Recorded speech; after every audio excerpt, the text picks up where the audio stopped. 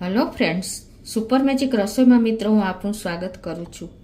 આજે હું સુરતની સ્પેશિયલ વાનગી એટલે કે રેસીપી ઠરેલું લસણની રેસીપી તમારી સાથે શેર કરું છું. તો તમને ચોક્કસ નવું લાગશે મિત્રો. ગમે તો લાઈક કરજો, શેર કરજો અને સબસ્ક્રાઈબ કરવાનું તો ભૂલતા જ નહીં. અને મિત્રો બાજુમાં રહેલું બેલ આઇકનને પણ પ્રેસ કરજો, જેથી કરીને લેટેસ્ટ વિડીયોની માહિતી તમને મળતી રહે. તો મિત્રો આપણે લસણની વાનગી તો બહુ બનાવી, લસણનું શાક, લસણની ચટણી, પણ એક અલગ જ રીત છે જે તમે સલાડ, સંભારા તરીકે કે અથાણા તરીકે ઉપયોગ કરી શકો છો, સાઈડ ડીશ તરીકે. અને એટલું જ આપણે અત્યારે શિયાળામાં ફૂલ લીલું લસણ આવે છે, તો શિયાળામાં જ આનો આપણે વધારે પડતો ઉપયોગ થાય છે અને શિયાળામાં જ તમે ખાઈ શકશો, કેમ કે ઠંડી વધારે હોય છે. તો એના માટે અત્યારે મેં ઇન્ગ્રેડિયન્ટમાં 100 ગ્રામ લીલું લસણ લીધું છે, જે એકદમ ફ્રેશ જ છે, અને મરી પાવડર છે, મીઠું છે અને ઘી છે. ઝાઝા ઇન્ગ્રેડિયન્ટ પણ નથી. તો હવે આપણે બનાવવાનું ચાલુ કરીએ. આપણે કાચું લસણ પણ બહુ ખાધું હશે, જે સુરતી રેસીપી જ છે, પણ આજે આ અલગ જ છે.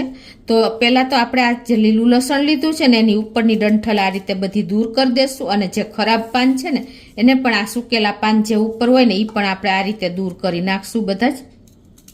તો આ રીતે આપણે ઉપરથી સૂકા પાન પણ રિમૂવ કરી દીધા છે અને ઉપરની ડંઠલ પણ દૂર કરી દીધી છે.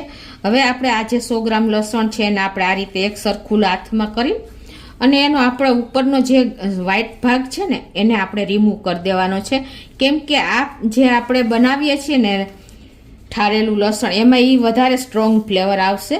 જો તમારે સ્ટ્રોંગ ફ્લેવર જોતી હોય ને તો તમારે એ ભાગ એડ કરવાનો છે, બાકી તમારે કાઢી જ નાખવાનો છે. તો આ રીતે ગોઠવી અને આપણે એનું ઉપરનું સફેદ ભાગને આ રીતે કટ કરી લેશું અને આને આપણે સાઈડ ઉપર રાખી દેશું. અને હવે જે લસણ છે એ આપણે આવી રીતે એકદમ ઝીણું ઝીણું સમારવાનું છે. ખાસ નોટ કરજો, કેમ કે આને આપણે આવી રીતે સમારીને જ ઉપયોગ કરવાનો છે, પીસીને નથી ઉપયોગ કરવાનો. પીસીને ઉપયોગ કરશું ને તો એની ફ્લેવર એકદમ વધારે પેલી થઈ જશે, જે નેચરલી આપણે ટેસ્ટ જોઈ છે ને એ નહીં આવે.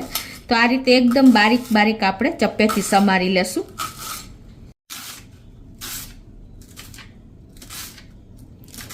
તો આ રીતે આપણે એન્ડ સુધી સમારી લેવાના છે પાન પણ. તો આ રીતે જો આપણે લસણને સમારી લીધું છે. હવે આપણે એને એક પ્લેટમાં નાખી દેશું, જેમાં આપણે ઠારવાનું છે ને એમાં જ આપણે નાખી દેશું. હવે મિત્રો આપણે આમાં અડધી ટીસ્પૂન જેવું મીઠું અને અડધી ટીસ્પૂન મરી પાવડર નાખી દેવાનો છે અને એને મિક્સ કરી દેવાનું છે.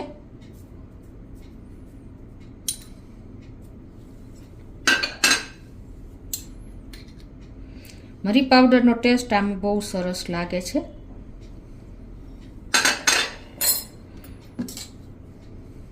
હવે એને આપણે આ રીતે સરસ મિક્સ કરી લેશું. હવે આપણે જો મીઠું અને મરી નાખી અને આ રીતે પ્લેટમાં મિક્સ કરી લીધું છે, જે મીઠું મરી. અને હવે એને આપણે આ રીતે એક પ્લેટમાં આવી રીતે એકદમ સરસ ઇવનલી સ્પ્રેડ કરી દેવાનું છે અને પ્રેસ કરીને અને આવી રીતે ડીશમાં રાખી દેવાનું છે. હવે આપણે શું કરવાનું છે કે ગેસ ઓન કરી અને એક પેનમાં આપણે 1/4 કપ જેટલું કે થોડુંક વધારે એટલું આપણે ઘી ગરમ કરી લેશું.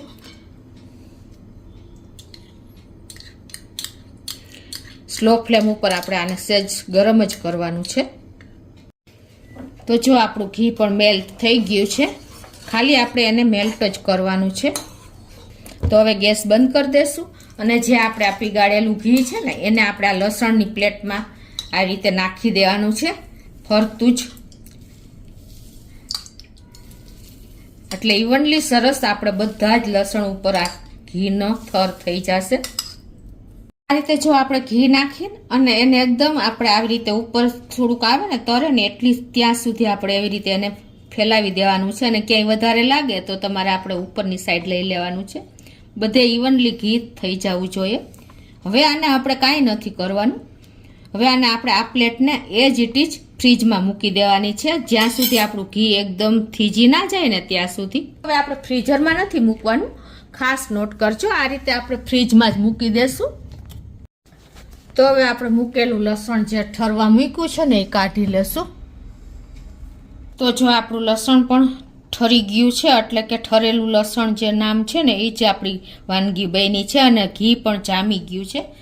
તો હવે એ જ ઇટ જ આપણે આ રીતે પણ ચમચીએથી ખાઈ શકીએ છીએ અને આ રીતે પીસ પણ કરી શકીએ છીએ. આ રીતે આપણે પીસ કરી લીધા છે અને તમને બતાવી પણ દઉં. જો મિત્રો, તમને એમ લાગશે કે આ કઈ સ્વીટ હશે. જો છે ને,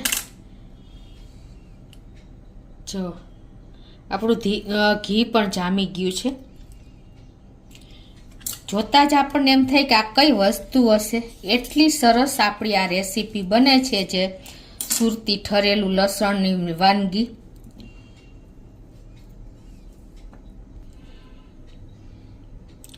તો મિત્રો, એક વખત આપણે શિયાળો છે અને ફૂલ લીલું લસણ આવે છે ને, તો તમે ચોક્કસ એક વખત આ રીતે આ વાનગી બનાવવાની ટ્રાય કરજો મિત્રો. આ તમે સાઈડ ડીશ તરીકે, એટલે કે તમે ચટણી અથાણા તરીકે પણ ખાઈ શકશો. બહુ મજા આવે એવું, તમને જોતા જ આમ ખાવાની ઈચ્છા થઈ જાય ને એવું આ રેસીપી બની છે મિત્રો. તો તમને ચોક્કસ મિત્રો આ વિડીયો ઉપયોગી થશે. ગમે તો લાઈક કરજો, શેર કરજો અને સબસ્ક્રાઈબ કરવાનું તો ભૂલતા જ નહીં.